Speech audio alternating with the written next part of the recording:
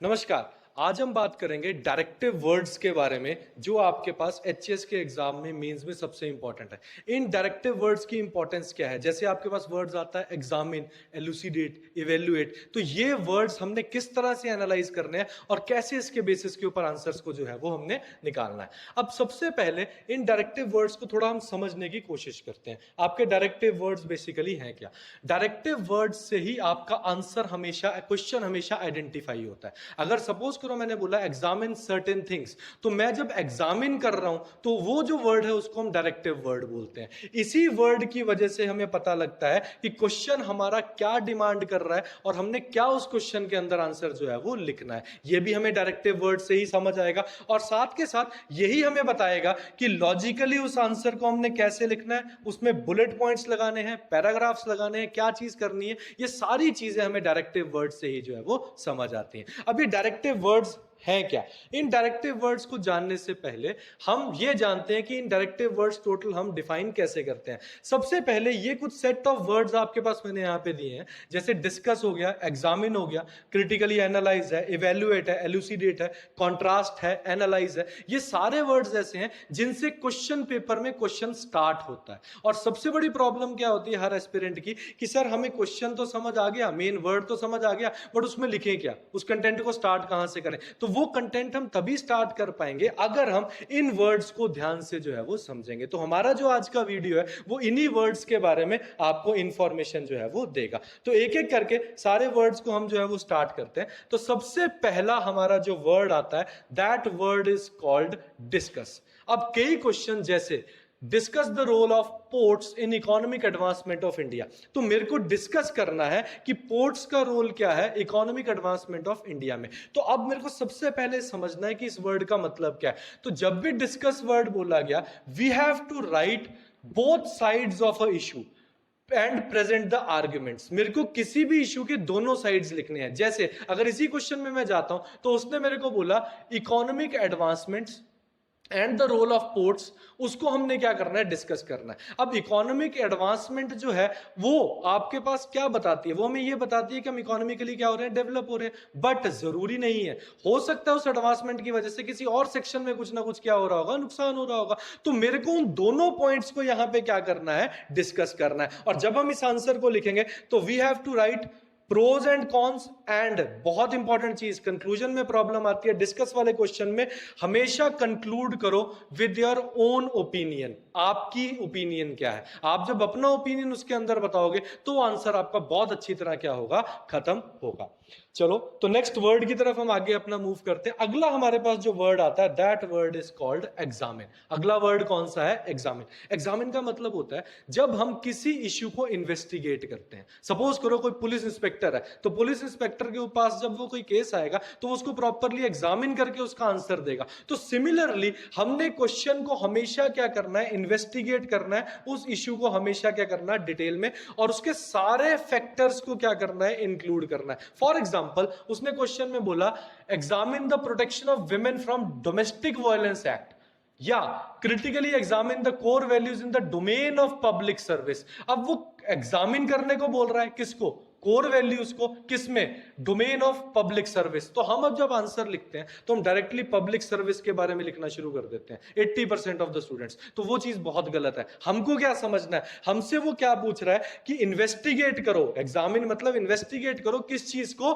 Core values of in the domain of public. तो public service के अंदर जो जो मेजर वैल्यूज हैं उन सबको प्रॉपरली एग्जामिन करके सीक्वेंस में क्या करो, लिखो। तो that will be the correct answer जब भी हमारे पास वर्ड कौन सा आता है, एग्जामिन का। और जो एग्जामिन का आंसर है इसमें हमेशा एग्जाम्पल्स हमने देने हैं। जितने ज्यादा हम एग्जाम्पल देंगे उतने ज्यादा इस क्वेश्चन में हमें नंबर जो है वो मिलेंगे। इसके बाद नेक्स्ट हमारा जो टॉपिक आता है एग्जामिन के बाद, दैट इज योर इवेल्युएट। अगला हमारे पास क्या आता है, इवेल्युएट। इवेल्युएट का मतलब होता है एक्सेस द वैल्यू। हमने किसी चीज की वैल्यू को क्या करना है, एक्सेस करना है, या उसके सिग्निफिकेंस के बारे में हमने चीजों को क्या करना है, बताना है। तो ये हमेशा सिग्निफिकेंस के बारे में आंसर जो है वो देता है। जब भी इसका रिस्पॉन्स देना है तो हमको हमेशा एविडेंस के ऊपर या रीजनड कंक्लूजन से उसका कंक्लूजन जो है वो देना है। We always have to give the conclusion in a reason reasoned form जिसके कुछ पर्टिकुलर हमारे पास क्या है, सेक्शंस जो है वो रहेंगे,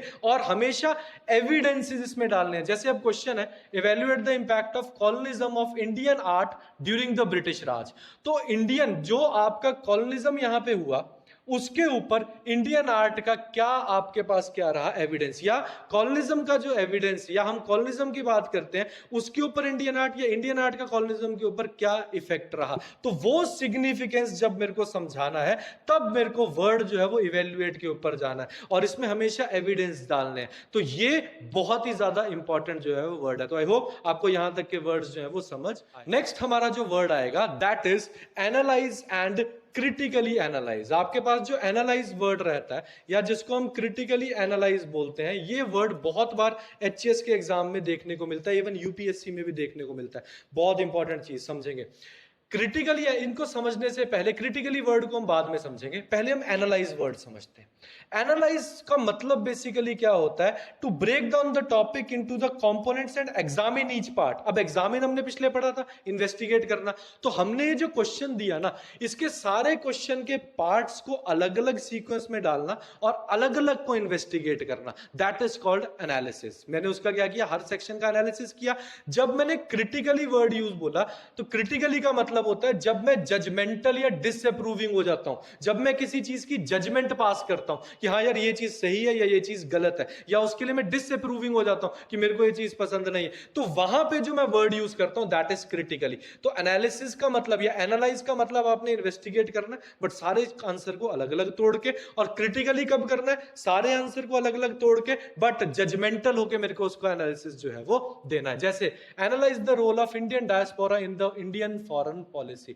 इंडियन फॉरेन पॉलिसी अलग चीज है, इंडियन डायस्पोरा अलग चीज है, उनका रोल जो है उसको आप क्या करो, एनालिसिस करो। अब इंडियन डायस्पोरा और जो इंडियन फॉरेन पॉलिसी है, इंडियन फॉरेन पॉलिसी हमारे इंडिया की बाहर के देशों के साथ क्या पॉलिसी है, इंडियन डायस्पोरा जो हमारे लोग जो है वो बाहर रह रहे हैं। अब इन दोनों को मैं अलग अलग पहले तोड़ूंगा, इन दोनों के कंडीशंस को इन्वेस्टिगेट करूंगा, फिर इनका जो रोल है उसको मैं क्या करूंगा, डिफाइन करूंगा। तो वी हैव टू डिफाइन। तो एनालिसिस क्या हुआ, ग्रुप्स में तोड़ो, एनालाइज करो, और क्रिटिकली मतलब जब मैं जजमेंट पास करता हूं या मैं क्रिटिकली उसको क्या करता हूं, इवेल्युएट करता हूं। तो हमारे पास इससे नेक्स्ट जो वर्ड आता है that is your elucidate. Elucidate नाम मुश्किल है बट वर्ड बहुत आसान है। एलुसिडेट का मतलब सिंपल सी बात होती है, किसी चीज को क्लियर करना। जैसे मैंने अगर सपोज करो क्वेश्चन में बोलता हूं, ई गवर्नेंस क्वेश्चन है, as a critical tool of governance has ushered in effectiveness, transparency and accountability in governance. तो सिंपल क्या बोलता है कि जो ई गवर्नेंस है वो एक बहुत अच्छा क्रिटिकल टूल, बहुत अच्छा टूल बन के आया है, जिसने गवर्नेंस, इफेक्टिवनेस, ट्रांसपेरेंसी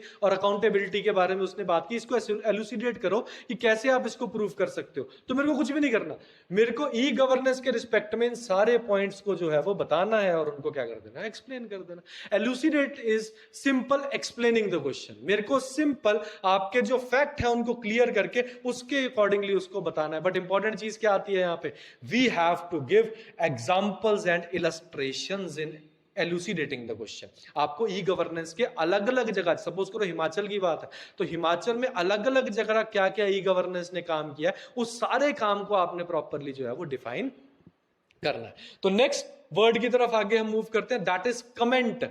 कमेंट का सिंपल मतलब होता है जब हम अपना ओपिनियन देते हैं, वी गिव आवर ओपिनियन कि हाँ जी भाई ये चीज मेरे को ठीक लगी, ये चीज मेरे को गलत लगी। तो मैंने जब अपना ओपिनियन देना, जैसे Indian constitution is federal in form but unitary in spirit. अब ये तो हमने लाइन पढ़ी है कि पॉलिटी में ये होती है, बट आपको क्या लगता है कि ये सही है या गलत है, या इसके ऊपर कोई फैक्ट या चीज आप चेंज करना चाहते हो कि नहीं करना चाहते हो? तो that means commenting on that thing. उसका मतलब क्या होता है, कमेंट करना। तो एक्सप्रेस योर ओपिनियन और इंटरप्रिटेशन, जो भी आपको उससे चीज समझ आई उस इंटरप्रिटेशन को आप एक्सप्रेस करो, तो दैट मींस कमेंट। और इसमें हमेशा याद रखना, state your view supported by facts और रीजनिंग। अपने व्यू देने हैं, किताबी व्यू नहीं देने कमेंट में। ये बहुत इंपॉर्टेंट चीज है। किताबें रट के तो सब आंसर लिख लेते हैं, चैट जीपीटी यूज करके सब आंसर लिख लेते हैं, बट आपने हमेशा अपने जो व्यूज हैं उनको याद करके, उनके अकॉर्डिंगली जो आपको समझ आया उस लाइन को पढ़ के, उसके अकॉर्डिंगली हमेशा आंसर जो है वो देना है। It is a very important fact और इसको आपने याद जो है वो रखना है। नेक्स्ट अगला हमारा क्वेश्चन टॉपिक आता है, that is highlight. That means highlight. Highlight का सिंपल मतलब होता है की कंसेप्ट्स और एस्पेक्ट्स या फीचर्स को आपने क्या करना, आइडेंटिफाई करना। मेजर, जैसे अब यहां पे दो नाम दिख रहे हैं हमें, इस पे बाद में जाते हैं। एक दिख रहा है बाल गंगाधर तिलक और एक दिख रहा है महात्मा गांधी। तो गांधी और तिलक की अगर हिस्ट्री निकालूंगा तो पता नहीं कितने क्वेश्चन हो जाएंगे, बहुत ज्यादा हो जाएंगे। बट उसने क्वेश्चन में क्या पूछा है, highlight the similarities and differences, similarities and differences in Bal Gangadhar Tilak's and Mahatma Gandhi's approach to Indian freedom struggle। इन दोनों की फ्रीडम स्ट्रगल की तरफ हाइलाइट्स बताने एंड सिमिलैरिटीज बतानी। तो हाइलाइट्स अच्छे भी हो सकते हैं, हाइलाइट्स बुरे भी हो सकते हैं, सिमिलैरिटीज ठीक भी हो सकती हैं, सिमिलैरिटीज गलत भी हो सकती है। हमने पॉजिटिव नेगेटिव नहीं बताना, हमने ये बताना है कि दोनों में मेन चीज मैचिंग क्या थी। That means explaining the highlights. तो it means emphasizing the main points and how to respond, draw attention to the key aspects and features. तो आई होप आपको यहां तक ये चीज जो है वो समझ आई हो। नेक्स्ट जो हमारा वर्ड आता है दैट इज एक्सप्लेन। अब एक्सप्लेन सबसे इंपॉर्टेंट वर्ड है, कीप दिस इन माइंड। अब ये वर्ड इंपॉर्टेंट क्यों है, क्योंकि आपको अपने एचएस के एग्जाम में सबसे ज्यादा ये वर्ड देखने को मिलेगा, डिस्कस, एक्सप्लेन, इवेल्युएट। ये तीन वर्ड्स ऐसे हैं जो आपको सबसे ज्यादा अपने एग्जाम में देखने को जो है वो मिलेंगे। मैं एक्सप्लेन क्या बोलता है, it make something clear and understandable. कोई भी चीज आप जो है बेसिकली जो आपको, मतलब जैसे मेरे को सपोज करो आपने मेरे से पूछा कि सर आप ये बताओ कि इंडियन हिस्ट्री में हमको एंशिएंट हिस्ट्री एक्सप्लेन कर दो। तो जब मेरे को एंशिएंट हिस्ट्री एक्सप्लेन करनी है तो मैं किस बेस्ट पॉसिबल वे से आपको बताऊंगा कि आपके दिमाग में सीक्वेंस जो है वो क्लियर हो जाए। तो जो पेपर चेक कर रहा है ना, उसको आप कितने बेस्ट पॉसिबल वे से, कितने अच्छे एग्जाम्पल्स देके, जो अच्छा टीचर होगा वो आपको बेस्ट एग्जांपल्स देगा। तो जितने अच्छे एग्जांपल देके आप उस पेपर चेकर को आंसर बता सकते हो, that means explaining the question. तो सबसे इंपॉर्टेंट चीज is providing details, reasons and examples. ये तीन चीजें आपने एक्सप्लेन में जो है वो हमेशा याद रखनी। जैसे explain the factor responsible for distribution of sugar industry in India. India में जो शुगर इंडस्ट्री है उसकी डिस्ट्रीब्यूशन के आप फैक्टर जो है वो एक्सप्लेन करो। तो सीधा सा, जैसे अब मैंने बोला यूपी का एग्जांपल ले लेते हैं, तो यूपी के अंदर फर्टाइल बेल्ट है, शुगर केन सबसे ज्यादा होती है, तो इंडस्ट्रीज वहां पे सबसे ज्यादा आएंगी। तो ऐसे ऐसे एग्जांपल्स उठा के आपने इसको प्रॉपरली क्या करना है, एक्सप्लेन करना है। That word is explain. Explain के बाद अगला वर्ड होता है enumerate. Enumerate is a very simple word, it means simply listing out the points. जैसे enumerate the indirect taxes which have been subsumed in the goods and services in India, also comment on, ये तो छोड़ो, comment छोड़ दो। तो indirect enumerate the tax, तो मेरे को सिंपली जो जो फैक्ट है ओरिजिनल वही फैक्ट पॉइंट बाय पॉइंट लिखने हैं और इससे ज्यादा कुछ नहीं करना। तो एन्यूमरेट का सिंपल सा मतलब होता है लिस्ट आउट द पॉइंट्स और facts and how to respond, present information in a clear itemised manner. पहले क्या हुआ, दूसरा क्या हुआ, तीसरा क्या हुआ, चौथा क्या हुआ, इस तरीके से मेरे को इसको क्या करना है, एक्सप्लेन करना है। अब ये जो वर्ड लास्ट है, ये वर्ड स्पेशली उठाया है मैंने, ये 2024 के अंदर वर्ड पूछा गया सब्सटेंशिएट।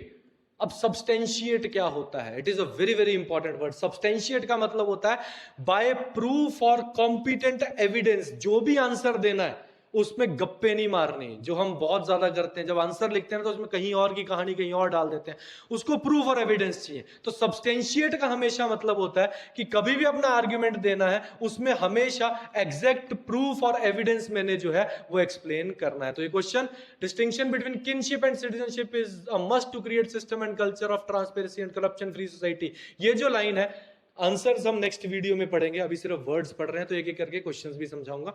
तो do you agree with this statement, substantiate. तो अपने लेवल पे एग्जांपल्स देके आप इस चीज को यहां पे क्या करो, एक्सप्लेन करो। That means substantiating the question. तो यहां तक हमारे सारे इंपॉर्टेंट पॉइंट्स थे। नेक्स्ट हम एचएस मेंस के लिए 2026 का आपका बैच जो है वो स्टार्ट कर रहे हैं और रिसेंटली ये हमारी सिलेक्शंस जो है वो अभी हुई हैं।